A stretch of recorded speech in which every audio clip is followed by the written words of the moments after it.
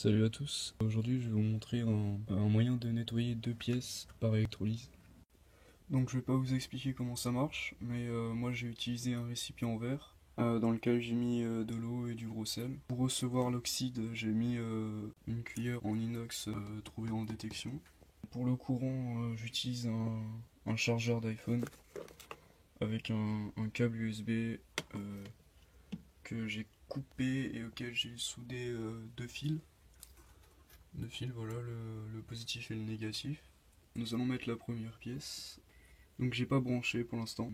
Personnellement, je préfère avoir une pièce dont on voit les détails plutôt qu'une pièce assez lisse où on ne voit rien.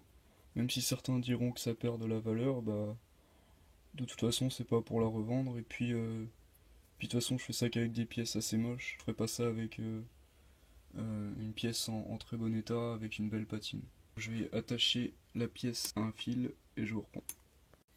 Voilà, donc je vais plonger la pièce dans le récipient. Je vais essayer de faire en sorte qu'elle rentre totalement dedans. Hop là. Voilà, c'est bon, elle est calée, les deux fils se touchent pas. Non, c'est bon. Donc faut faire attention, donc comme j'ai dit, je vais pas vous expliquer comment ça marche. Regardez un tutoriel si vous voulez reproduire ce que j'ai fait. Je poste cette vidéo parce que j'ai pas vu beaucoup de vidéos d'électrolyse sur des pièces de monnaie vieilles, même récentes. C'est plutôt sur des morceaux de ferraille, des trucs comme ça. Donc là je vais vous montrer ce que ça donne. Donc je vais brancher.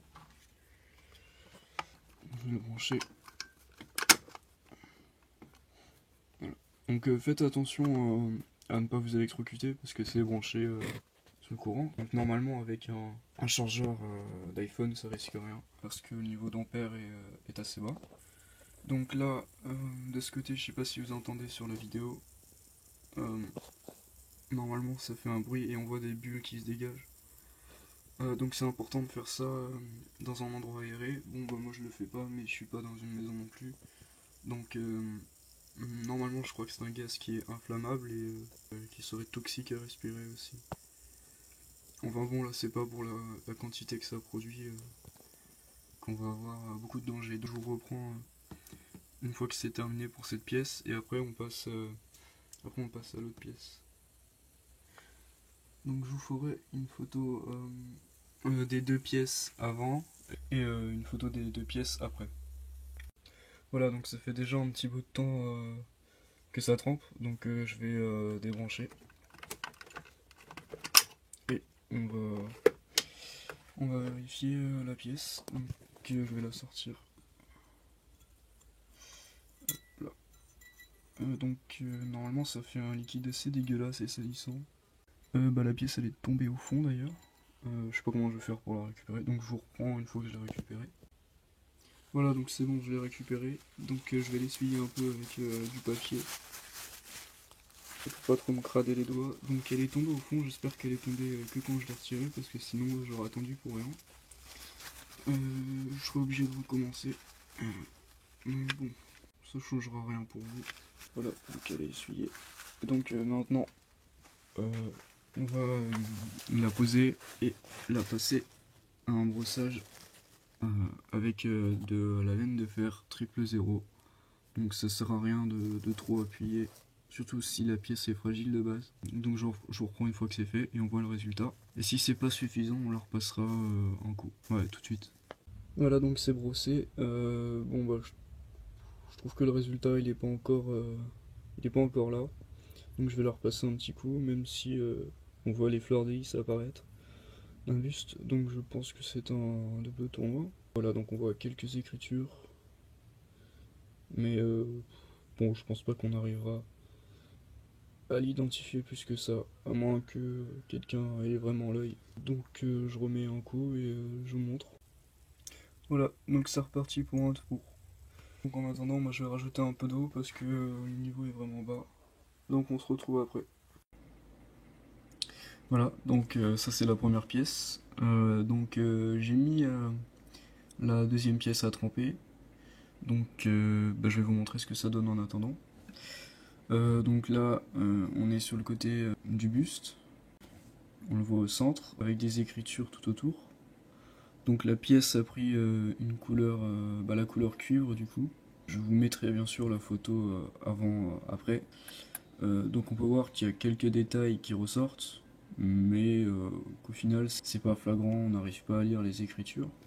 De l'autre côté, le côté des fleurs de lys, ça ressort un petit peu mieux.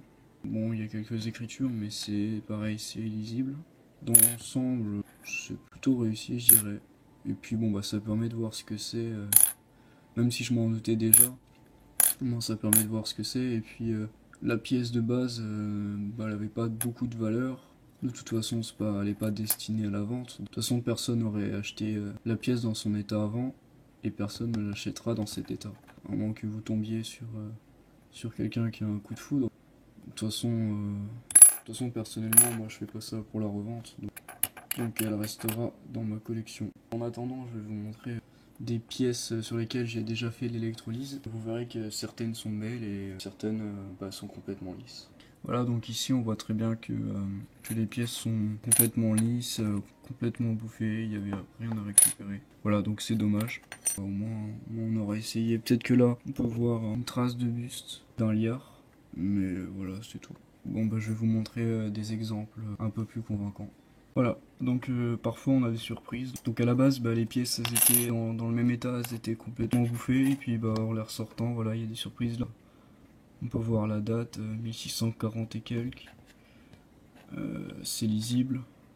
Là c'est pareil, 1639.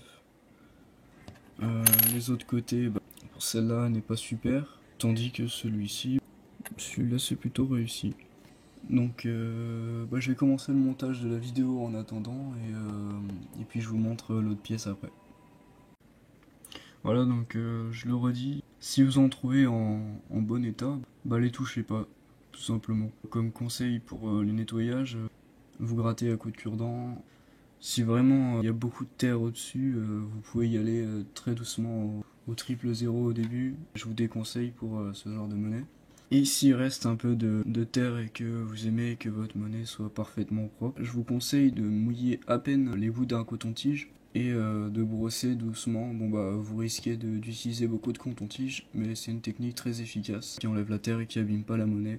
Pour protéger la monnaie, vous pouvez rajouter une couche de cire d'antiquaire dessus, transparente bien sûr, sans couleur. Et donc pareil, moi je vous conseille d'y aller au coton-tige pour la cire et de bien étaler, de pas trop en mettre, parce qu'après ça va rajouter une couche et ça enlèvera du relief, ça fera des petites taches et vous risquez d'avoir des problèmes pour voir justement les reliefs. Vous serez obligé de les incliner d'une certaine manière par rapport à la lumière pour voir le relief. C'est un peu dommage, quoi.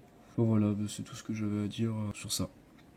Pour la deuxième pièce, je l'ai retiré. Donc j'ai pas trop frotté parce que la première couche s'en va.